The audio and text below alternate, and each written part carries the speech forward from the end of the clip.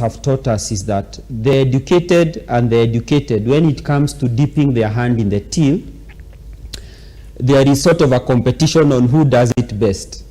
And the most unfortunate thing is that the manner of theft between the ones that have gone to school and the ones that haven't gone to school, you would expect that perhaps the one who has gone to school has a better way of stealing than the one who hasn't gone to school. Unfortunately, we have just come to see that one governor is busy, say, buying chicks at inflated prices and giving them to wananchi.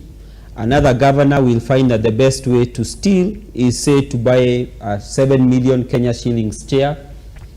And there is something that has been raised which I think is very critical, and that is the ability to oversight. Now, I agree with my colleagues here that, you know, sometimes when you're auditing billions, the numbers can be mind-boggling. Because you imagine that in the farthest end of this country, because I would assume that if you're running at least for MCA in Nairobi, perhaps you have interacted with education in one way or another. But I'm just imagining in the far-flung counties where sometimes, like in the bandit areas, where sometimes it's difficult for people to go to school.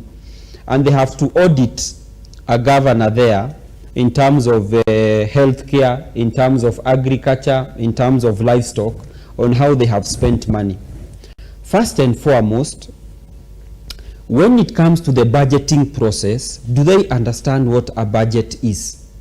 Do they understand what are budget estimates? When it comes to public participation, where the public needs to go and figure out what exactly they need for themselves, do the members of the public understand what needs to go into a budget, how to budget for the same when they are giving their views? Because you see, this is how I can put it.